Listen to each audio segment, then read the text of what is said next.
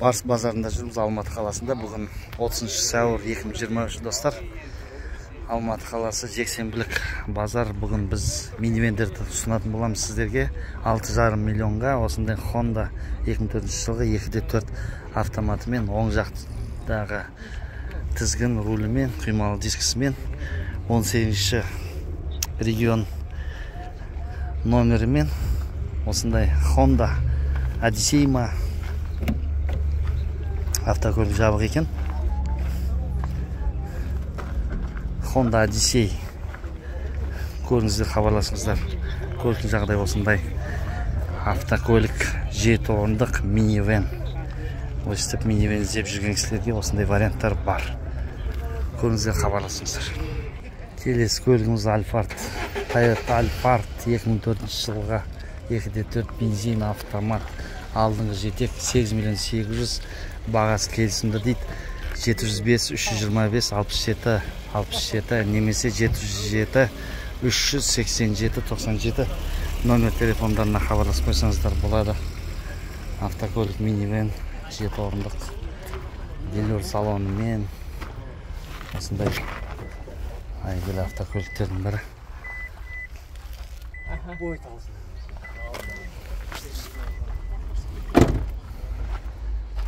Жаздық дөңгелек кигізіп қойған, құймалы дискісімен, артында да жазып қойған, сатыламыз деп. 05 регионымен осындай минивэн іздеп жүрген кісілерге осындай вариант бар. Көріңіздер, хабарласыңыздар. Құрметті достар, арнамызға тіркеліп, видеоның астына лайк басып қойыңыздар. Біз бүгін тағы да ескертіп қояйық, Барс базарындағы 30 сәуірдегі жексенбілік базардағы түсіріп жүрген минивендерді түсіріп жүрміз. Тек қана минивэн, бөлек видео. Тағы да бір Odyssey көріп тұрмыз. 2003 жылғы 2.3 қозғалтқышымен, Tiptronic деп жазып қойыпты. 3.9 сұрап тұрған бағасы, телефон номер назарларыңызда. Автокөліктің жағдайы орта. Көріңіздер, көліктің жағдайы осындай. Автокөлік негізі бір кісілер айтқан 7 орындық деп.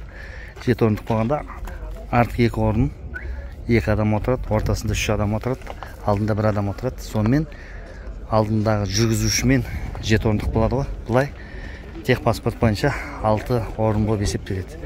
Демек, орысша айтқанда шестимеска дейміз, қазақша 6 орындық минивэн. Көріңіздер, хабарласыңыздар. Алдымызда тағы да бір Honda Odyssey минивэн 6 орындық, өзінің завод бояуында деп жазып қойыпты. 3 қозғалтқышымен автомат. 3-тері өте сирек кездеседі. 5.3 сұрап тұрған бағасы, телефон номер назарларыңызда. Велюр салонымен.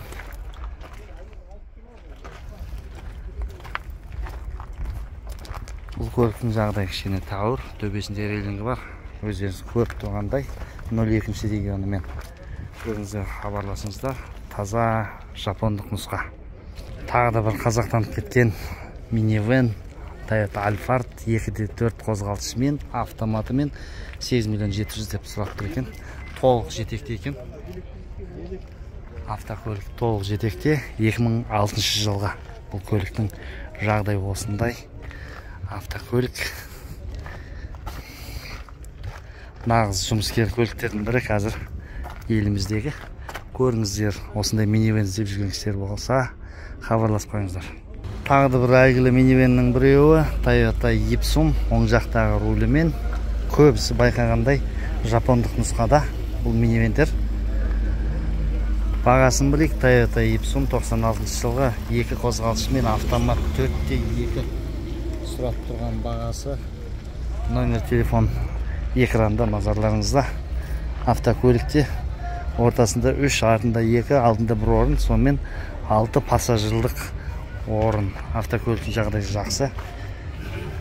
Іші таза, көзге жағымды көрініп тұр. Мәшіне күтілген. Өзінің завод бояуында дейді автокөлік. Қараңыздар, қалай жылтырап тұр бәрі. Бәрі өз орнында деп тұр. Осындай жақсы жағдайдағы минивэн іздеп жүрген кісілерге осындай минивэндерді бар. иесімен хабарласып көріп қойсаңыздар болады. Көріңіздер, көлік ұнап жатқан болса хабарласыңыздар. 2002 жылға вариант бар дейді. 3.300.000. Estima автокөлігі 2002 жылға 3 қозғалышымен, автомат қорабымен. Автокөліктің жағдайы осындай. Төбесінде рейлингі бар. Арты сол жағы ұрылған екен. Орыс тіркелімде, өздеріңіз байқағандай. 3.300.000-ге осындай варианттар іздеп жүрген кісілерге осындай варианттар бар. Көріңіздер, хабарласыңыздар. Toyota Estima автокөлік минивэн. Сонымен достар, Mazda MPV алдымызда. Осындай автокөлік әйгілі 7 орындық Маздалардың ішіндегі минивэндердің бірі. 2003 жылға 3 қозғалышпен автомат екен. 4.800.000-ге осындай варианттар бар. Телефон номер назарларыңызда. Автокөлік ашық екен. Автокөлік ашық екен. Толық электропакетте. Автомат қорап. Мынандай рульдің тұсында болады екен. Ортасында капитандық орындықтарымен ашып көрсетейік. Артында 2 орындық, ортасында 2, сонымен алдында 1 орын. Сонымен автокөлік 5 орын болып есептеледі, бірақ минивэндігін жоғалтпайды осымен. Төбесінде рейлингі бар, артында спойлері бар әдемі. Mazda MPV автокөлік универсал минивэн. Көріңіздер, хабарласыңыздар. Тағы да алдымызда назарларыңызда Honda Odyssey 2D3 16 клапанымен, автомат қорабымен. 2000 жылға Odyssey автокөлік минивэн, бағасы 4 миллион деп тұр. Телефон номер назарларыңызда көріп тұрсыз. Билер салонымен. Автокөліктің жағдайы осындай. Нағыз жұмыс жасаймын деген кісілерге осындай варианттар бар. Ұзақ жолға өте төзімді автокөліктердің бірі, өте жұмсақ, өте комфортты сезініп отырасыздар. Ұзақ жолға трассадан жақсы ұстайтын машинелердің бірі. Көріңіздер, хабарласыңыздар, көлік ұнап жатса. Алдымызда минивэн Toyota Sienna. Осындай жалпақ автокөліктердің бірі. Төбесінде рейлингі бар, өздеріңіз көріп тұрғандай. 2009 жылы 3.5 қозғалышымен, автомат қорабымен. 8775 384 2028 номер телефонына хабарласып қойсаңыздар болады. Алдыңғы жетекте бұл автокөлік. Салонына келетін болсақ, салон өте кең бұл автокөліктердікі. Мына жерде бұлғары салонымен тұр автокөлік. Ортасында капитандық орындығымен, артында 2 орындық, 3 орын болады екен артында достар. Ортасында 2 орын болады екен, алдында 1 орын. Сонымен автокөлік 6 орындық, жүргізушімен 7 болады. Осындай Sienna автокөлік көріңіздер. Осындай іздеп жүрген кісілерге осындай варианттар бар. Хабарласып қойыңыздар.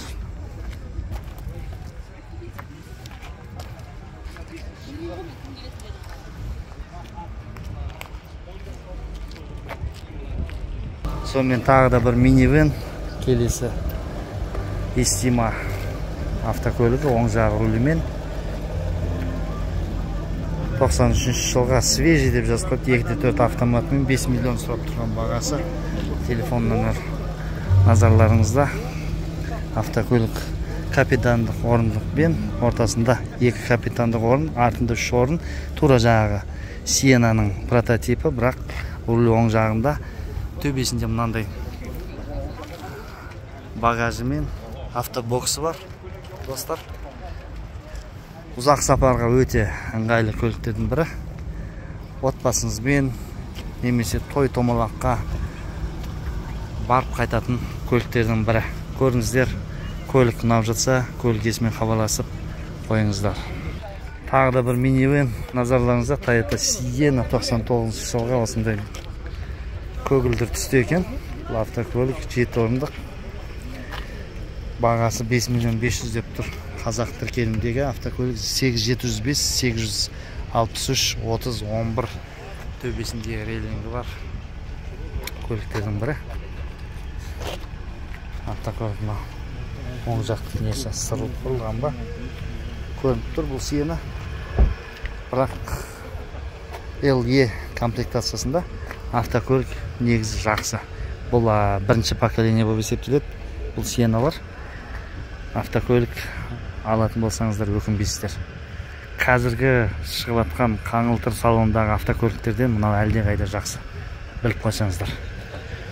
Көріңіздер, хабарласыңыздар. Көліктер осындай болып жатыр. Хабарласып қойыңыздар.